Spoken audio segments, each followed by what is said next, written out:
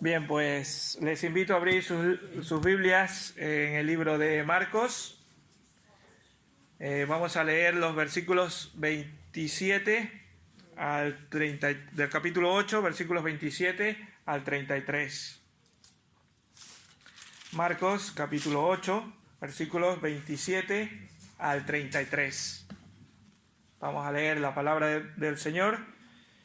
Dice así: Salieron Jesús y sus discípulos por las aldeas de Cesarea de Filipo, y en el camino preguntó a sus discípulos diciéndole: ¿Quién dicen los hombres que soy yo? Ellos respondieron: unos, Juan el Bautista; otros, Elías; y otros, alguno de los profetas. Entonces él les dijo: ¿Y vosotros, quién decís que soy? Respondiendo Pedro le dijo: Tú eres el Cristo. Pero él les mandó que no dijeran esto de él a nadie. Comenzó a enseñarles que era necesario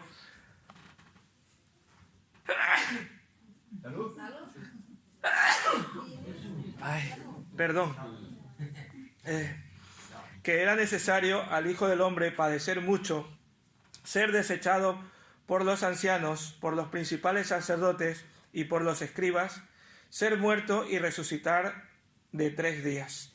Esto les decía claramente. Entonces Pedro lo tomó aparte y comenzó a reconvenirlo. Pero él, volviéndose y mirando a los discípulos, reprendió a Pedro diciendo: Quítate delante de mí, Satanás, porque no pones la mira en las cosas de Dios, sino en las cosas de los hombres. El Señor bendiga su palabra. Señor y Padre, en esta mañana te pedimos tu bendición, tu dirección, para que nos enseñes lo que tú tienes para nuestras vidas, para nuestro corazón y para nuestra mente. Señor, abre nuestro entendimiento, abre nuestro cerebro, nuestro corazón, Señor, para entenderlo, y lo más importante, ayúdanos a ponerlo en práctica, Señor. Oh Padre, es tu palabra y es la que dirige y la que debe gobernar nuestra vida, oh Señor, y la que cada día de nuestras vidas debe dar la pauta para seguir adelante, Señor. Ayúdanos y danos de tu amor y de tu misericordia, como lo haces cada día, también en esta mañana, Padre. En el nombre de Jesús. Amén. Muy bien, con estos versículos, como escuchamos la semana anterior, llegamos al punto, podríamos decir, central del Evangelio de Marcos, ¿verdad? La semana pasada Kevin nos hizo un relato para hacernos ver qué era lo que Dios, o por qué Dios había hecho poner a través de su Santo Espíritu esa parte de sanar a ese enfermo, y llegar después de la que sanaba a este enfermo, llegar al punto central del Evangelio, ¿verdad? Llegar al punto donde es el énfasis de todo el Evangelio. Pero no debemos leerlo con prisa y superficialmente, sino ponerle un poquito de atención, sino darnos cuenta de la enorme importancia que tiene una relación con el desarrollo, o la relación con el desarrollo con el ministerio de Jesús. El ministerio, cómo se había desarrollado todo este tiempo hasta llegar aquí, y cómo se va a ir desarrollando ahora. Como dijo Kevin, venía de mucho énfasis, como el clímax, llegar hasta el clímax final, y luego de ahí para allá va como más en bálsamo, como una balsa. Pero llegar a ese punto central es a los versículos que hemos llegado en esta mañana. En la primera parte del Evangelio hemos tenido la ocasión de considerar mucho la doctrina que Cristo predicó, y cómo Él sanaba y hacía milagros que llevó a cabo y había llevado a que todos lo conocieran. Y ahora había llegado el momento de detenerse para ver cuánto habían aprendido de este significado. ¿Qué era? ¿Por qué hacía todas estas cosas? ¿Por qué predicaba? ¿Por qué sanaba? ¿Por qué hacía todas estas cosas? Y hermanos, llega ese momento de esa pregunta crucial de quién era Él, ¿verdad? Y hermanos, muchos hoy dicen ser cristianos en este tiempo. Lamentablemente muchos dicen ser cristianos, pero no saben qué es el cristianismo, ni en qué consiste el cristianismo. Muchos dicen ser cristianos, pero no saben quién es Cristo. En ese tiempo muchos buscaron a Jesús por un milagro, ¿verdad? Por un milagro, por curiosidad, porque les dé de comer,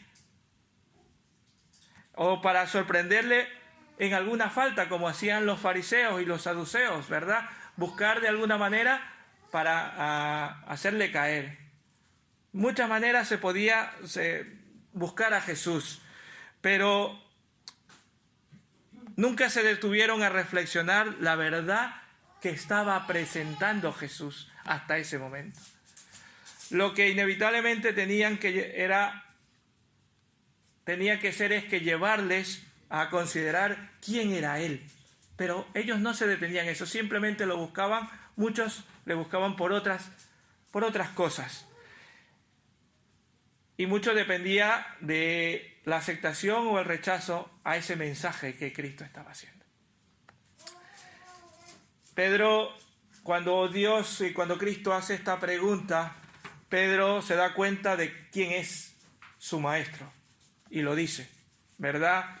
Y hace una confesión, podríamos decir que magnífica. Luego lo vamos a ver con detalle. Simplemente estoy haciendo como una especie de introducción para que nos centramos donde estamos. Él se da cuenta quién es su maestro. Y hace una confesión, como decía, magnífica. Pero poco después también dirá algo que a su vez podemos decir que fue una contradicción. ¿Y por qué lo hace?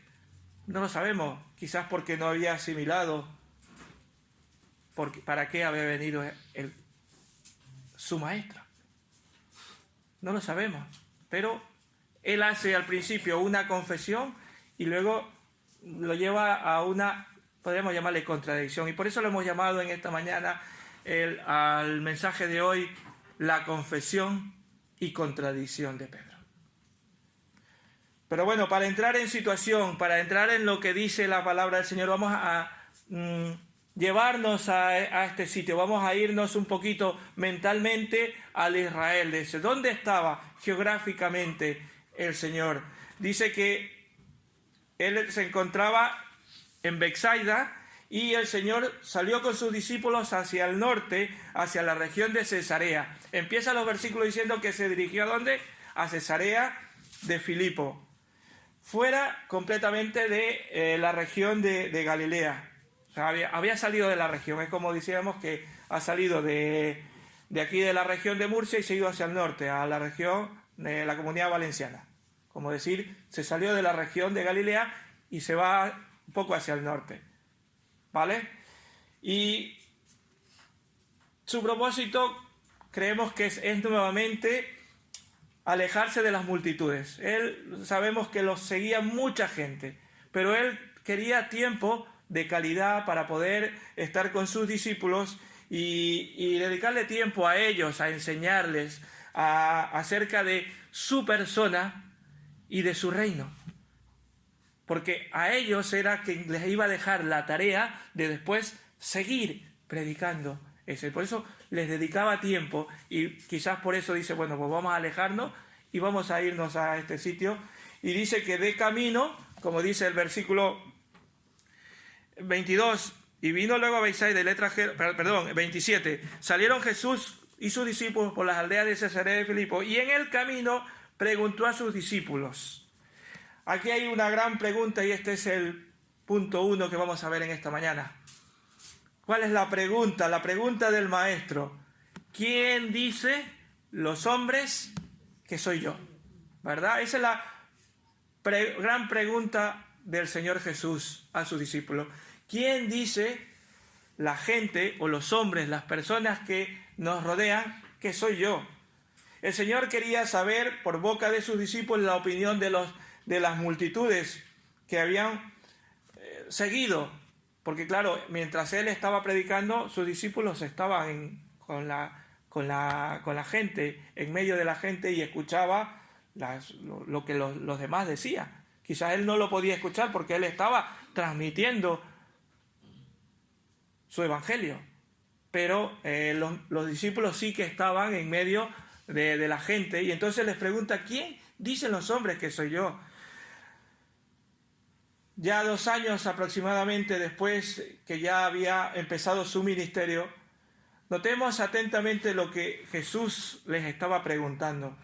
Él no tenía ningún interés por saber la impresión de sus enseñanzas. Él no quería saber si les gustaba o no les gustaba sus enseñanzas, porque habría gente que le gustaba y había gente que la rechazaba. Eso lo tenía él muy claro, ¿verdad? No era esa su intención, no estaba buscando saber si le gustaba a la gente, si sus enseñanzas les gustaba o no. Lo que él quería realmente, o lo que le importaba, era la opinión que habían formado de su misma persona. ¿Quién dice los hombres o quién dice la gente que soy yo? Esta cuestión es podríamos decir que la más crítica y significativa que se puede plantear a un ser humano. ¿Quién es Jesús? Tan importante es la contestación que demos nosotros a esta pregunta, que de ella depende nuestra vida presente y nuestra eternidad. ¿Quién es Jesús? Y yo quiero dejarles en esta mañana, se pueden olvidar de todo lo que yo hablo aquí, 35, 40 minutos, y se pueden olvidar, pero no quiero que se olviden de esta pregunta que les voy a hacer, y que la reflexionen. Se pueden olvidar de todo, ya les digo, pero no quiero que se olviden de esta pregunta. ¿Quién es Jesús para cada uno de ustedes? Reflexionen. No quiero que me la contesten, quiero que la reflexionen en su vida, que la reflexionen en esta mañana, que la reflexionen cuando salgan de aquí. ¿Quién es Jesús para mí? ¿Quién es Jesús para mí?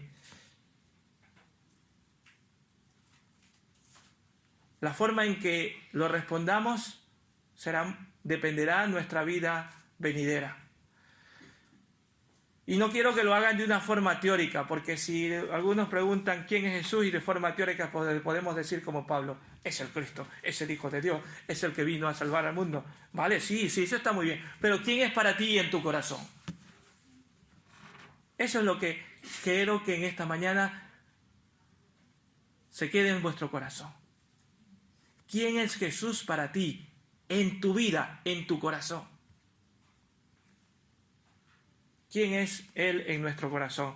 Dice que le respondieron, vamos otra vez a los versículos, le respondieron unos, Juan el Bautista, otros Elías y otros, algunos profetas, ¿verdad? Esa fue la respuesta de los discípulos ante la pregunta: ¿quién dice la gente que soy yo? La opinión de las multitudes que se había formado de él era buena, porque estaban diciendo que era Juan el Bautista, Elías y otros profetas, o sea, gente o personas que habían sido hombres de Dios, que habían sido utilizados por Dios. O sea, era buena, pero todos ellos estaban asociados con algunos grandes hombres de Dios, pero que habían dejado huella en Israel, y por eso era buena. Pero es más triste de lo que parece, porque después de meses, ya años, inclusive creo no sé cuánto, de ministerio, entre ellos haciendo grandes obras de poder, enseñándoles de una forma nunca antes conocida, pero ninguno de ellos, sin embargo, lograban ver quién era esa persona que les estaba predicando, que les estaba sanando a los enfermos, que les estaba haciendo milagros delante de sus propios ojos. Les dice que, en otras palabras, podríamos decir, les está diciendo que es un profeta resucitado. Eso es lo que estaban pensando. Si dicen Elías, él ya había muerto. Juan el Bautista también había muerto. En otras palabras, están diciendo, creemos que es un profeta resucitado. Aunque estas opiniones, como dije antes, eran de mucho halago al Señor, pero no eran las reales. Eran, podríamos decir, incompletas. No lo identificaban correctamente quién era el que estaba delante de sus ojos. Según el criterio de la gente, era uno más de los que anunciaban la venida del Mesías. Y él no era que estaba anunciando al Mesías, él era el Mesías prometido.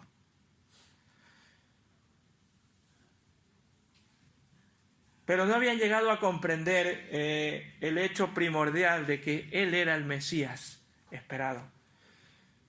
Inclusive los gobernantes, Herodes había dicho en unos versículos atrás, cuando le preguntaron que había un hombre por allí, dijo, creo que es Juan el Bautista el que ha resucitado. En Marcos 6, 14 lo dice, que él piensa que es Juan el Bautista. Inclusive el mismo gobernante estaba pensando que Jesús era uno que había resucitado. Otros consideraban que Elías, que había resucitado, pero que en otras palabras era uno más de los que venían a anunciar la venida del Mesías. Inclusive el mismo Juan el Bautista había dicho, yo no soy digno de atar los cordones de este que viene detrás de mí. Y lo había dicho al propio Jesús. Pero la gente no se daba cuenta. Seguían creyendo en ese hombre que les hacía milagros, que les hacía sanidades, que les daba de comer. Pero seguían sin entrar en su corazón quién era esa persona que estaba delante de ellos. Y llegaron a decir que era un profeta más, ¿verdad? La respuesta de los discípulos que la gente pensaba era que era un profeta más, como otros que habían, como hemos dicho anteriormente. No lograban entender, no lograban, desgraciadamente, hermanos, las multitudes no habían avanzado en su conocimiento de esa persona, en su comprensión de quién era Cristo. Sus opiniones eran las mismas que habían expresado antes. Si vemos Marcos 6, 14 y 15, expresan lo mismo de él, que era un profeta. Y los tiempos, hermanos, no han cambiado. En aquellos tiempos no lograban comprender quién era esa persona que estaba delante de ellos, y ahora pasa lo mismo. No logran comprender quién es ese que vino a morir en una cruz. No logran comprender 2000 años después y todavía no lo entienden. Todavía hay gente que sigue lanzando mil hipótesis sobre la identidad de Jesús. Aunque la mayoría valora positivamente sus enseñanzas, su carácter y en algunos casos hasta sus obras milagrosas. Algunos dicen, si fue un gran hombre de la historia. Eso he escuchado yo decir. Así lo dicen, fue un gran hombre de la historia. Siguen sin comprender quién es el Cristo. ¿Quién fue ese hombre que vino? Y si hoy preguntáramos a nuestros vecinos, a nuestros compañeros de trabajo, nos responderían esto, ¿verdad?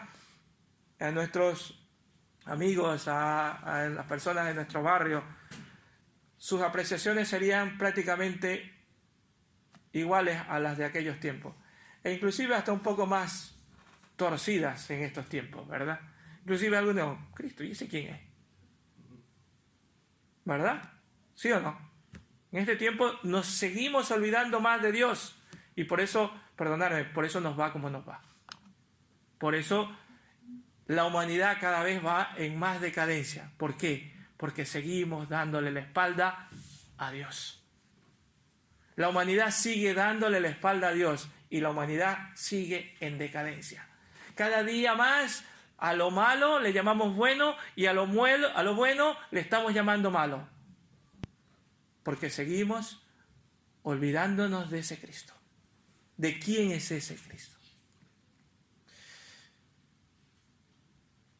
Luego de esta pregunta y la respuesta de los discípulos que les da diciéndole que quién piensa que es la gente que soy yo, ahora les hace casi que una reflexión para los discípulos. Es el segundo punto lo que vamos a ver en esta mañana. Una reflexión para sus discípulos. Y les hace la pregunta, ¿y vosotros? ¿Quién dices que soy? ¿Que soy yo? Ay, a mí se me pone un poco si el Señor me preguntara quién dice que soy yo. es una pregunta que debe producir una profunda reflexión en todos los que somos seguidores de Cristo. ¿Quién dices tú que soy yo? ¿Quién dice que soy yo en tu corazón, en tu vida? Es evidente que los discípulos conocían las variadas opiniones que ya lo habían transmitido, populares acerca de Jesús. Pero había llegado la hora, había llegado el momento de que ellos, con su propia boca, digan quién para ellos era el Cristo. Algunos a lo mejor influenciados por los demás o por lo que podían sentir en su vida, pero ¿a qué conclusión habían llegado ellos mismos? Y la respuesta no se hizo esperar. Como siempre hay uno impetuoso, en todo grupo hay uno que, ¿verdad? Siempre hay uno impetuoso. A ustedes se habrán encontrado que cuando hay una persona, siempre hay uno que es el que primero responde, aunque se equivoque, pero él quiere ser el primero en responder, ¿verdad? El que más habla, el más hiperactivo, ¿verdad? Pues hay aquí también en este grupo había uno, dice Aida, se estaba mirando, soy yo,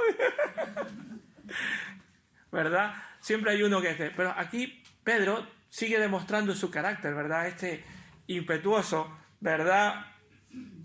Y su carácter impulsivo, podríamos llamarle así, que le caracterizaba, y creo que respondió lo que los demás pensaban. ¿Qué le responde? Tú eres el Cristo.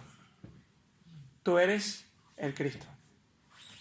Ellos habían llegado a una conclusión de que él no era otro profeta más, ni que era un profeta que anunciaba la venida del Mesías. No, ellos ya habían llegado a la conclusión de que Jesús mismo era el Mesías, anunciado por todos los profetas anteriores. Los largos siglos de espera habían terminado, había llegado ese anuncio, porque el anuncio de la venida del Mesías era de muchos años atrás, cientos de años atrás. No era de 2 días ni 3 días antes, ni un mes, ni un año. Eran cientos de años atrás, ya había sido anunciado la venida del Mesías. Y ellos habían llegado a comprender que había llegado el cumplimiento de eso que había sido anunciado por los profetas. Y hermanos, este es el eje central sobre el cual gira todo el Evangelio. Jesús es, ¿qué cosa? El Cristo. Ese hombre llamado Jesús, hijo de un carpintero de Nazaret, era el esperado Hijo de Dios, que había sido convertido en humano para llevar a cabo la obra de redención, la obra de liberación. Pero la convicción a la que habían llegado los discípulos inmediatamente se enfrentaba con el resto de los israelitas. ¿Por qué? Porque ellos sí que habían llegado a la conclusión de que ese hombre era el Mesías, que era el Cristo. Pero el resto, como hemos visto, ¿qué pensaban? Que era otro profeta más. Y ahora esa tensión que tenían ellos de saber que siempre tener que estar, puede decir que tira y jala con la gente, también pasa en nuestro tiempo. Nosotros podemos llegar a la conclusión de que es el Cristo, tenemos en nuestra vida al Salvador, pero los que están allá afuera, la mayoría dice que no. Y también llegamos a tener esa misma tensión. ¿Se dan cuenta? Ellos también tenían esa dificultad, podríamos llamarle, que también la tenemos ahora. Los que están allí fuera piensan que Jesús era uno más. Hermanos, es tiempo de mantenernos firmes en nuestra fe, a pesar de las influencias negativas que hay allí fuera. Y ahora las influencias nos vienen por todos lados. Nos vienen absolutamente por todos lados. Con una serie de televisión, con un anuncio, este famoso aparatito que los tenemos todos y muchos lamentablemente lo tienen demasiadas horas en las manos, influencia mucho a pensar que ese Mesías, que ese Cristo no es el Salvador. Y nos ha influencia, y cada vez los niños y jóvenes hasta en los colegios, empiezan a dar la influencia de que ese Mesías no es el Salvador del mundo. Que no es quien debe gobernar nuestras vidas, que no es quien debe guiar nuestros ser. No, lo que nos dicen ahora es que tú eres el dueño tuyo y tú tienes que ver lo que tú crees y lo que tú ves y lo que tú piensas. Y eso nos llega a que todos y llegamos a pensar, y como el humano siempre piensa en sí mismo, eso viene por naturaleza. Todos pensamos en nuestro ombligo, perdonadme la expresión, pero todos pensamos en nosotros mismos. Cuando Cristo no vino a eso, ¿verdad? Los discípulos, los fariseos,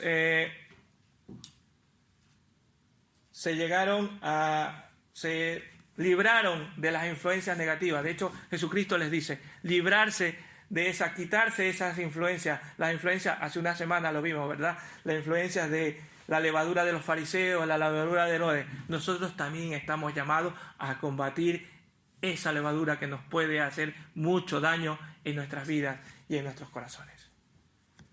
Nosotros debemos procurar lo mismo, liberarnos de todas estas cosas. Y aquí pasa algo interesante. Volvemos al texto. Les dice, pero Él les mandó que no dijesen nada de Él a ninguno. Qué interesante. Jesucristo les hace de ver y les hace decir, bueno, ¿quién piensa que soy yo? Y Pedro, como vemos, responde, tú eres el Cristo. Y Cristo le dice, bueno, pues vale, perfecto, muy bien, habéis acertado. Pero no quiero que digan nada. Aunque el Señor aceptó el reconocimiento, sin embargo les prohibió que lo hicieran público. ¿Por qué? ¿Por qué creemos que le dijo Jesús a sus discípulos, no lo hagan público? Porque aunque habían llegado a comprender correctamente que Jesús era el Mesías, que Jesús era el Cristo, sin embargo no entendían qué tipo de Mesías era y cómo iba a llevar a cabo su obra. Ellos quizás eran como el ciego que vimos justo la semana anterior, ¿verdad? En el primer toque, ¿qué le pasa? Cuando le escupe en los ojos, ¿qué le dice? ¿Qué ves? Los árboles. Y veo a la gente como árboles, ¿verdad? Todavía estaba a medias, veía, pero veía a las personas como árboles moviéndose. Quizás su mente todavía, su vista, ¿verdad? En este caso, no física de los discípulos, sino su vista espiritual, no entendían completamente, no habían empezado a ver todavía, no tenían una visión clara de quién era ese Cristo o a qué había venido ese Cristo. Quizás necesitaban todavía un toque más, como lo hizo Jesús con el ciego justo antes. Por eso decía Kevin, el Señor Jesús, perdón, el Espíritu Santo, a través del que escribió este libro, no lo puso este trozo allí por gusto. Dios tenía su propósito de hacerlo poner, porque justamente después nos puede enseñar algo. Y antes también nos podía enseñar algo, ¿no? ¿Verdad? Nos da una de que así a lo mejor todavía su visión no estaba clara completamente. Por eso le dice, vale, lo habéis comprendido, pero no decir nada todavía. Cuando ya tengan ustedes la vista clara, cuando tuvieran una comprensión adecuada del reino de Dios y la forma en que Él había de establecer su reino en este mundo, entonces ya les daría, y al final de sus días, ¿qué les da? Una gran comisión. Justo después. Al final. ¿Verdad? Por esta razón, a partir de este momento, todos los esfuerzos del Señor Jesús se centran en otra cosa. Se centran en que ellos puedan entender que Él era el Mesías, que Él era el Cristo, pero no era uno que venía como político. No era un Mesías político, porque ellos pensaban que era quien iba a reinar y que iba a quitar en ese tiempo estaban gobernados por los romanos y que iban a ser libertados de esa esclavitud. Y esa no era lo que venía a ser el Señor Jesús. Era un Mesías que iba a sufrir y a dar la vida por los demás. Sin duda, esto no iba a ser fácil de comprender, como había dicho, ya que ellos estaban pensando que era un Mesías que venía a liberarlos de la esclavitud, a derrotar a sus enemigos y a que los romanos salieran de su pueblo y ellos poder gobernar como pueblo libre. Pero él lo que venía era, ¿a qué cosa? A morir en una cruz. A eso es lo que venía. Y allí es cuando entra estos versículos del 31 al 33, donde empieza a revelar su misión. Les hace la pregunta no por gusto. Les hace la pregunta para ver qué es lo que saben. Y luego de que le confiesan, les dice, vale, perfecto, ya sabéis, pero tranquilo. Ahora vais a saber por qué estoy aquí. ¿Por qué soy yo el Cristo? Ya sabéis que soy el Cristo, pero ahora necesito que sepan para qué he venido. Y empieza a revelar su misión, que es el tercer punto y último de esta mañana. Empieza a revelar su misión. Dice el versículo 31, y comenzó a enseñarles que le era necesario al Hijo del Hombre padecer mucho. Una vez más, los discípulos habían entendido quién era el Mesías, pero era necesario que comprendieran qué tipo de Mesías era. Por esta razón comenzó a enseñarles, y aquí encontramos el comienzo de esta enseñanza que vuelve a repetirse unas par de veces más después. De hecho, lo repite en otras dos ocasiones.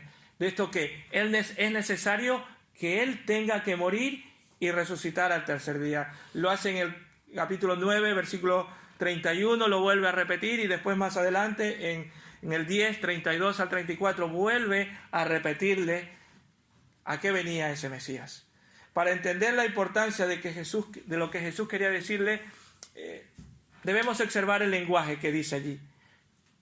Es necesario. Es necesario. En otras palabras podríamos decir, es obligación. Es obligatorio. Es necesario. ¿Y por qué era necesario? Porque formaba parte del plan divino para el establecimiento de su reino. Los judíos no habían considerado el grave problema del pecado que había en el hombre, que había en el ser humano, pero el Señor sabía que no es posible implantar todas esas enseñanzas que había hecho el Señor Jesús. De hecho, si vamos al Sermón del Monte, en Mateo capítulo 5 hasta el capítulo 7, habla de muchas cosas que debemos hacer como creyentes, pero en corazones sin regenerar, en corazones que no había llevado a Cristo, era difícil de conseguirlo. Si no, solamente todas estas cosas podían ser conseguidas por medio de su muerte y su resurrección. Por lo tanto, el anuncio que Cristo estaba cerca de su muerte era algo obligado. Era necesario hacerlo. Era la estrategia divina que se tenía que llevar a cabo para que se pueda llevar el establecimiento de su reino. Si no, no había otra manera. Hermanos, esta mañana lo hemos dicho, no podemos ser salvos sin Cristo. No somos nosotros, por nuestras propias fuerzas no podemos salvarnos. Solo lo podemos hacerlo a través de Cristo. Por ese amor infinito es que podemos ser salvos en Cristo Jesús. Y aquí pasa algo interesante, como siempre, ¿no? El impetuoso otra vez, ¿verdad? El impetuoso, aquel que siempre da un paso adelante rápidamente para responder. Pedro, ¿verdad? Pedro le tomó aparte y ¿qué cosa? Comenzó a reconvenirle, o sea, a decirle, no, pero Jesús, tú, ¿cómo vas a hacer eso? ¿Cómo vas a morir? Es imposible. Que no. Si tú eres el Cristo, tú eres el Mesías, ¿cómo vas a morir? Si tú eres el que vas a reinar, tú vas a ser nuestro rey, ¿cómo vas a morir? No puede ser. El apóstol Pedro reaccionó rápidamente a lo que Jesús estaba diciendo. A ver, no podemos negar que en sus palabras había un intenso afecto hacia hace su maestro. A ver, ¿quién quiere que nuestro gran amigo, en este caso su gran maestro, muera? ¿Alguno de ustedes quiera que su maestro muera? Pues no, ninguno, ¿verdad? Había una buena intención, pero ese no era el propósito del Señor. ¿Cómo podía ser la muerte el comienzo de un gobierno digno de un rey? Se podría estar pensando, Pedro, ¿cómo va? A ver, si vas a ser el rey, ¿cómo vas a morir para empezar tu reino? Es imposible, ¿verdad? Un rey muerto no reina en ningún sitio. Si está muerto, se acabó, ¿verdad? Pedro no comprendía la necesidad de la cruz y seguramente los otros discípulos también pensaban lo mismo, aunque nunca llegaron a expresarlo. Claro, siempre hay un Pedro en todo la esta, ¿verdad? El impetuoso, el que lanza la esta, aunque los demás estén pensando lo mismo.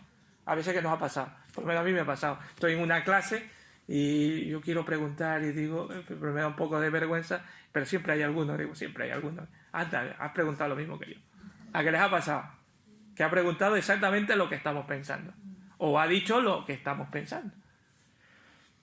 Y es así también como la mayoría de los hombres piensa en este momento, que como dice la palabra de Dios en 1 Corintios 1:18, que Pablo les dice, la palabra de la cruz es locura a los que se pierden, pero a los que se salvan, esto es para nosotros poder de Dios. Para los que no conocen es una locura. Les pasa lo mismo, ¿verdad? Y Jesús hace algo interesante. Pero volviéndose y mirando a los discípulos, dice la palabra del Señor, ¿qué cosa? Reprendió a Pedro.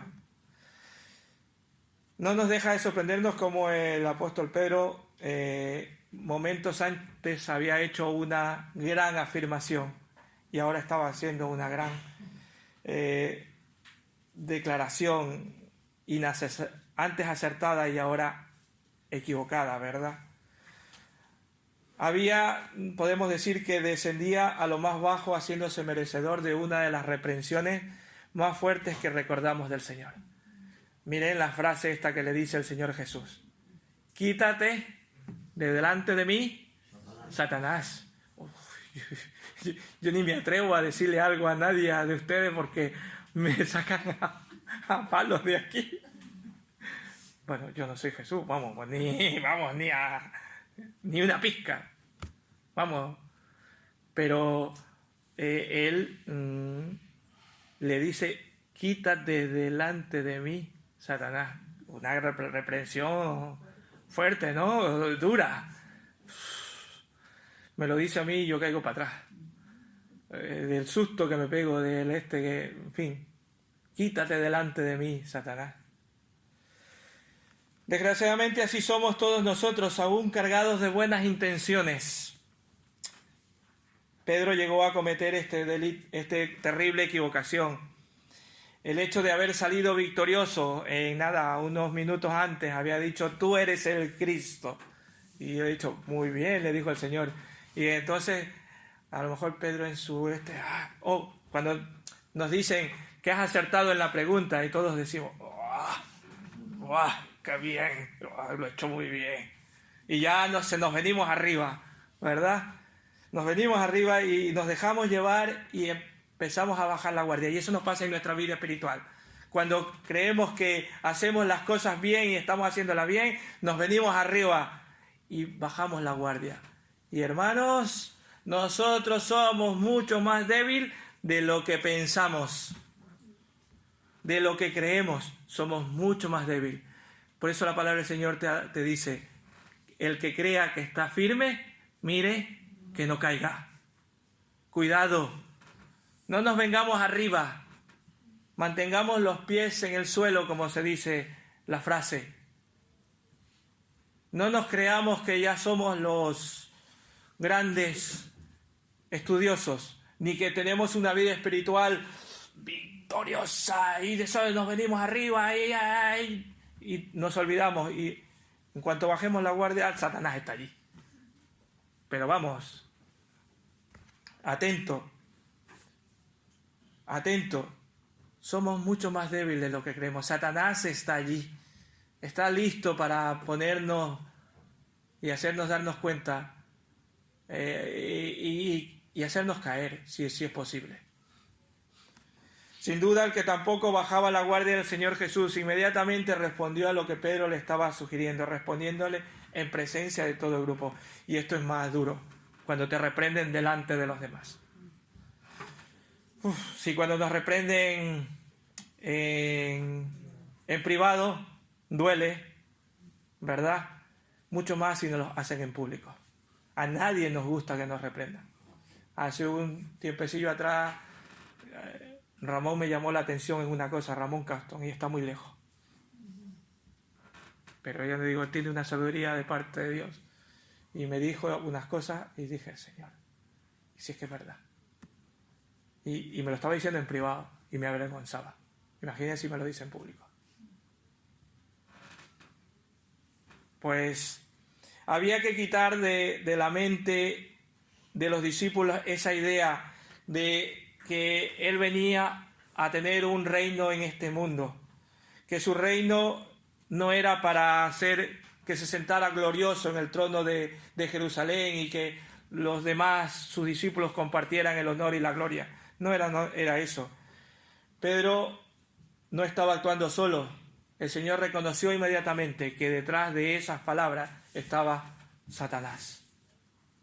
¿Por qué? Como hemos dicho, nos venimos arriba y nos dejamos llevar. Y Satanás aprovecha esa oportunidad. ¿Te has venido arriba?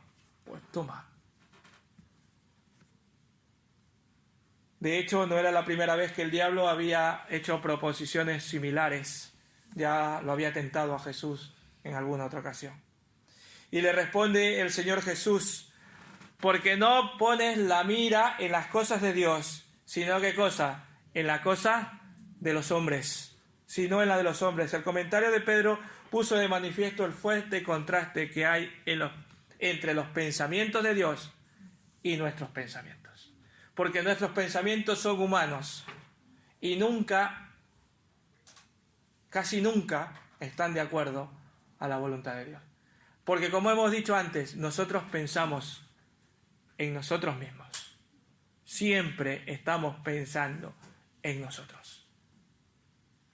Pero eso es lo que Dios quiere que nos quitemos de nuestra mente, que no pensemos en nosotros, sino en los demás. Por eso decimos que a la iglesia no venimos a que nos sirvan, venimos a servir, a mirar por los demás. Cuando comprendamos eso, seremos mejores dentro de la iglesia. Pero venimos con el afán de que nos sirvan, de que nos den.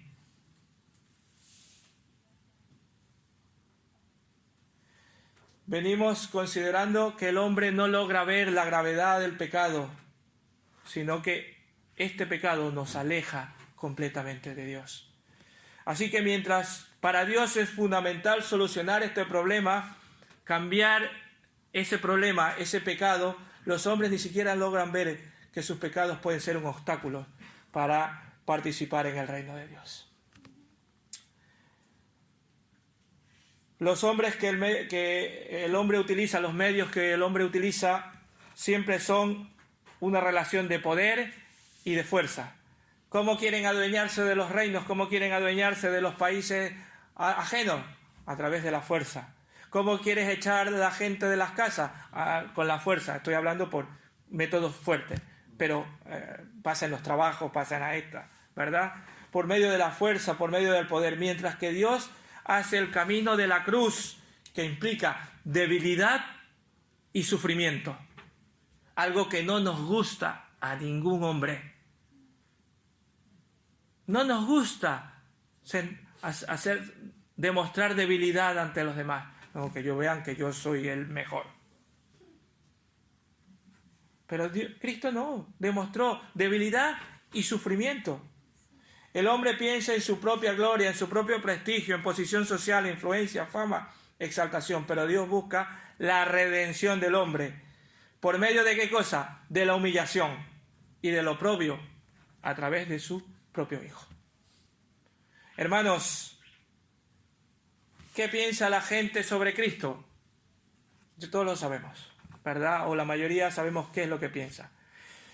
Y quiero dejar una vez más, y espero que ya hayan ido reflexionando para concluir en esta mañana, ¿quién es Cristo para ti? ¿Qué piensas tú? ¿Qué es Jesucristo para ti? ¿Es el Cristo, es el que gobierna tu vida? ¿Es el que gira toda tu vida alrededor de Él? ¿O es tú el que quieres girar alrededor de Cristo? Y eso no es así, no es. Cristo es el que debe hacer girar tu vida. Todas las cosas que hagamos debemos hacerlas en la voluntad de Dios y con Cristo en el corazón. Cuando no lo hacemos, siempre va a haber dificultades, pero cuando no lo hacemos habrá muchas más dificultades, porque la vida de por sí ya da sus problemas y sus dificultades, pero sin Cristo son peores. ¿Cuál es tu convicción? Tu convicción está firme en que las Sagradas Escrituras son las que nos guían a nuestra vida. Ojalá que sí. Solamente si tu convicción proviene de la revelación de Dios en Cristo plasmada en la Biblia y en la palabra del Señor, es cuando vas a ser doblemente feliz. Porque Dios está contigo. Y esa convicción ha de cambiar tu vida para siempre y mantenerte unido con Cristo como un discípulo a pesar de cualquier circunstancia. Da igual la circunstancia en que podamos vivir. Podamos ser un discípulo a pesar de cualquier circunstancia. Y cuando decimos un discípulo, es aquel que se deja gobernar por Cristo, su corazón. Hazte la pregunta, ¿qué es lo que tengo en mi corazón? ¿Qué es lo que tengo en mi corazón? ¿Es a Cristo o es mi trabajo, mis posesiones, mi familia o el yo, que es el que más gobierna? Sí, hermano, si sabes quién es Jesús, vive en consecuencia, testifica con tu vida, que tu vida testifique que Cristo es tu Señor,